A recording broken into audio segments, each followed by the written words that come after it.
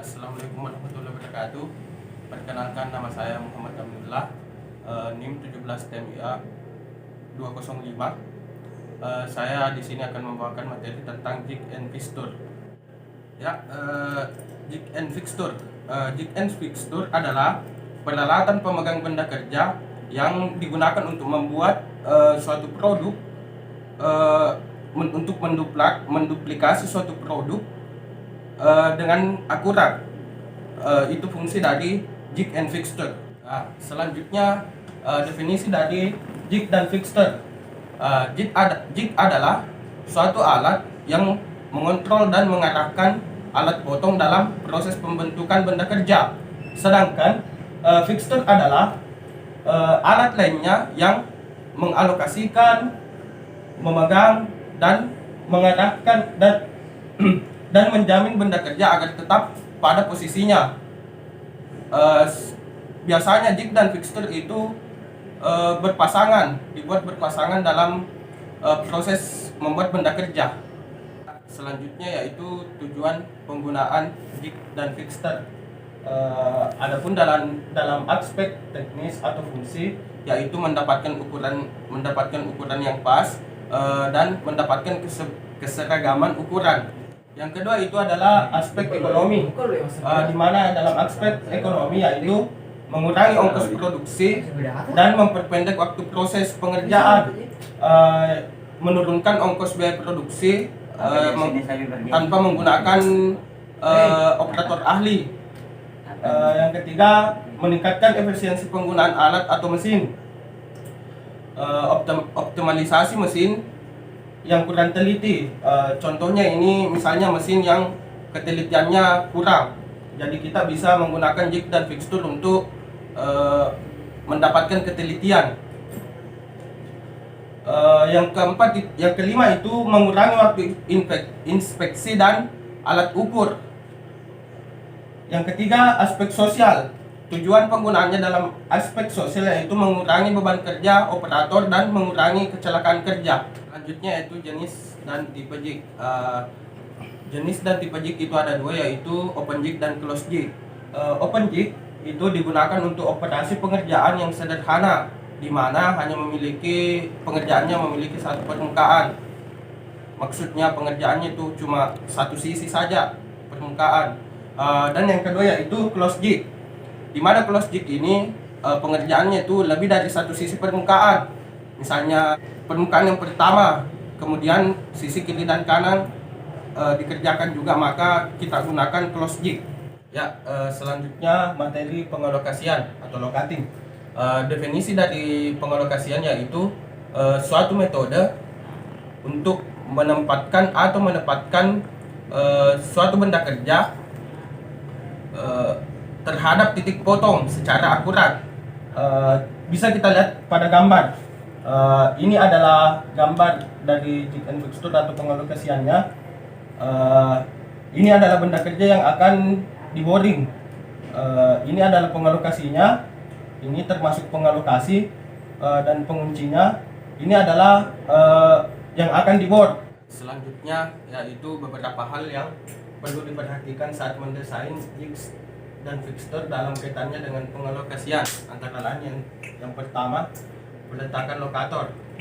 Peletakan lokator ini harusnya itu benda kerja yang sudah mendapatkan permesinan atau yang rata permukaannya. Kedua, toleransi benda kerja. Biasanya toleransi benda kerja dalam pengalokasian itu ukurannya 20 sampai 50% ukuran benda kerja, itu toleransinya. Tiga, pencegah terbalik. Pencegah terbalik itu biasa diistilahkan dengan full proofing, di mana full proofing ini mencegah terbaliknya pemasangan benda pada jig dan fixture. Keempat, duplikasi lokator. Sebisa mungkin duplikasi lokator yang tidak perlu seharusnya tidak didesain, karena selain menambah biaya produksi juga akan membuat keakuratan benda kerja itu berkurang.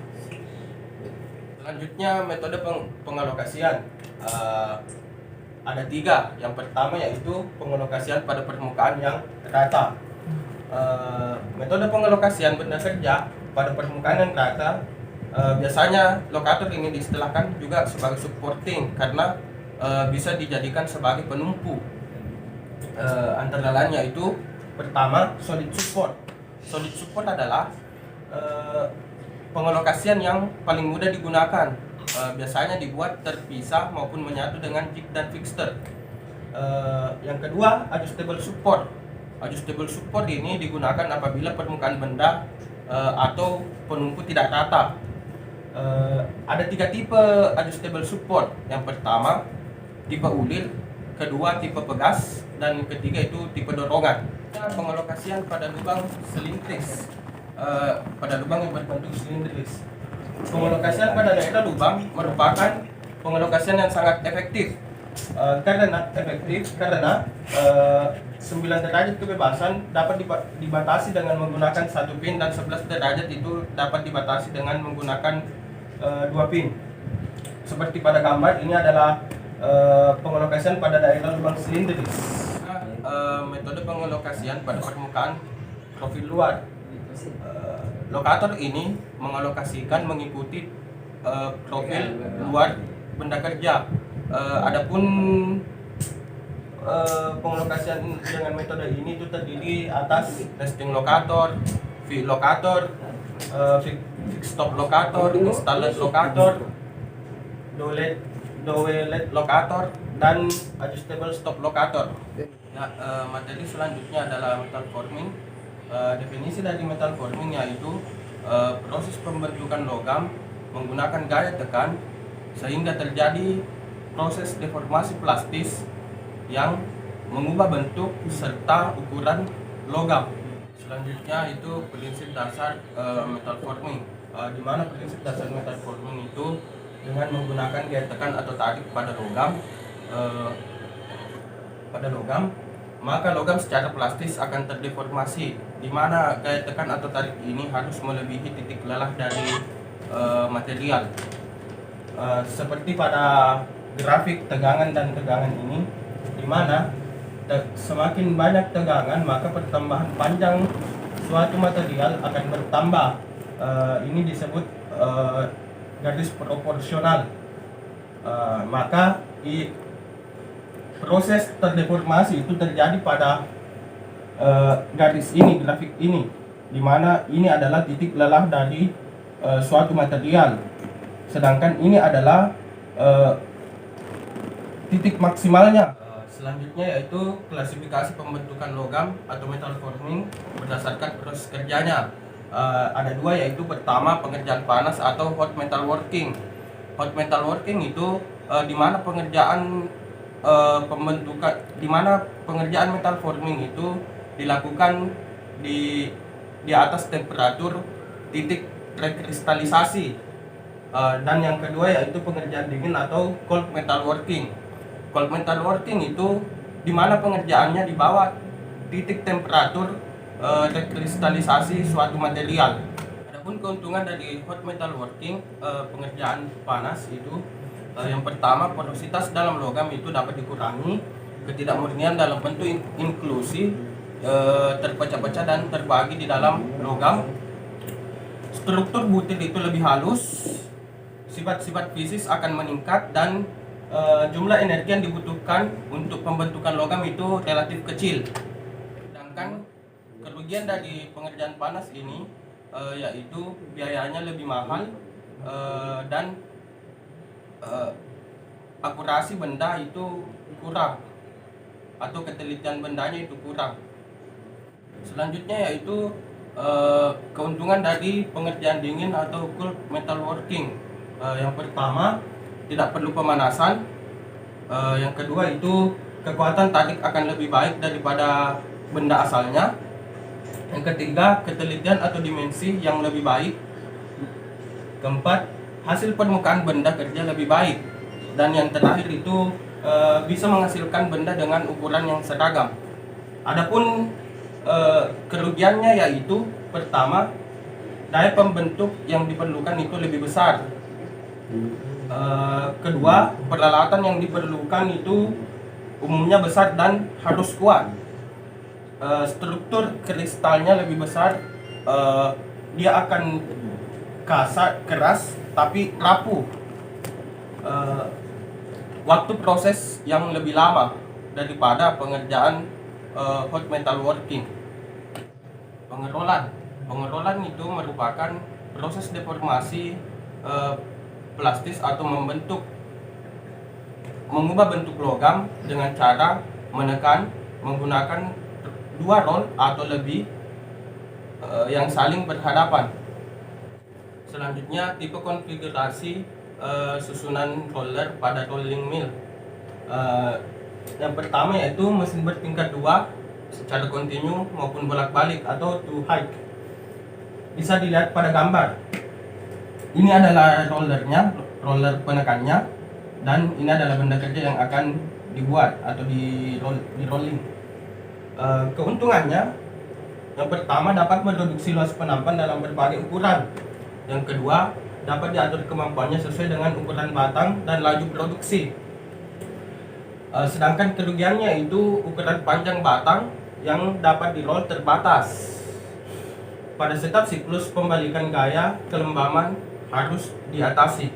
Yang kedua yaitu mesin bertingkat 3 bolak-balik atau tri-high. Bisa dilihat pada gambar. Ini adalah rollernya. Ini benda kerja. Nah, benda kerja akan masuk ke sini dan dipipihkan, kemudian masuk lagi ke sini. Jadi ini ada tiga rollingnya, maka disebut dengan mesin bertingkat 3. Keuntungannya itu tidak diperlukan arah putar roll, sehingga tidak ada gaya kelembaman yang harus diatasi. Kedua, lebih murah dan mempunyai keluaran lebih tinggi dibandingkan dengan mesin roll bolak-balik 2 tingkat. Adapun kerugiannya itu diperlukan adanya mekanisme elevasi. Yang kedua, terdapat sedikit kesulitan dalam mengatur kecepatan roll.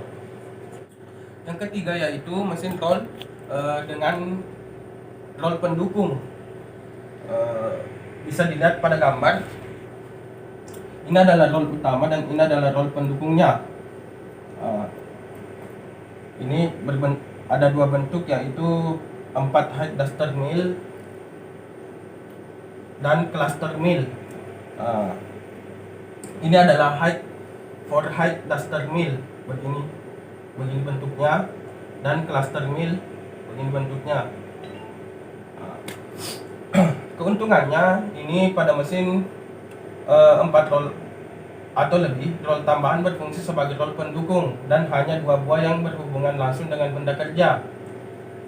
Diameter roll yang berhubungan langsung dengan benda kerja relatif kecil untuk mengurangi absorpsi panas dari benda kerja.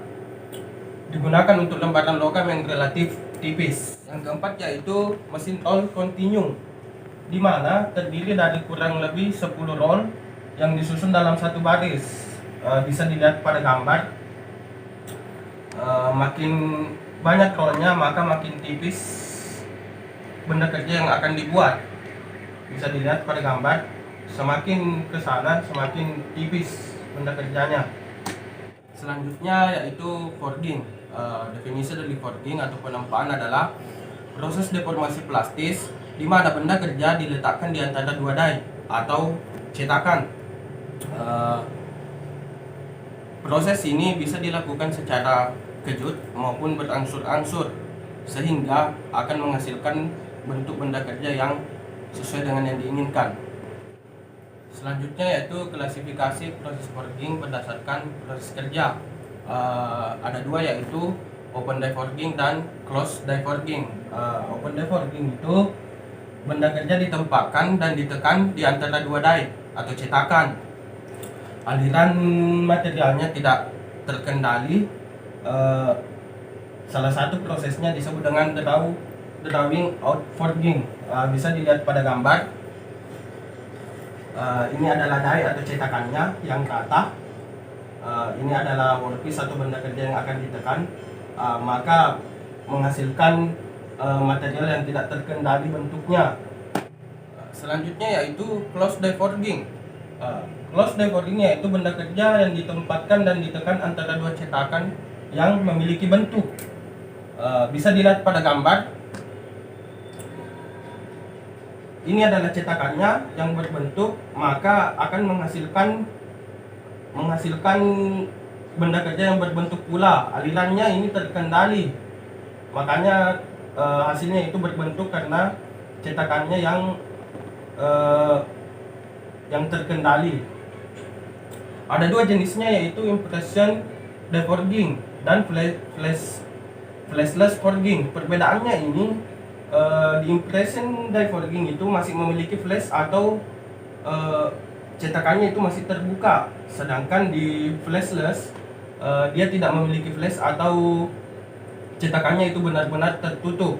Bisa dilihat perbedaannya pada gambar. Ini benar-benar tertutup dan ini masih ada flash. Itulah tadi materi yang sempat saya bawakan. Yang pertama yaitu jig dan fixture, yang kedua metal forming, dan yang ketiga itu pengerolan dan forging. Sekian dan terima kasih. Assalamualaikum warahmatullahi wabarakatuh.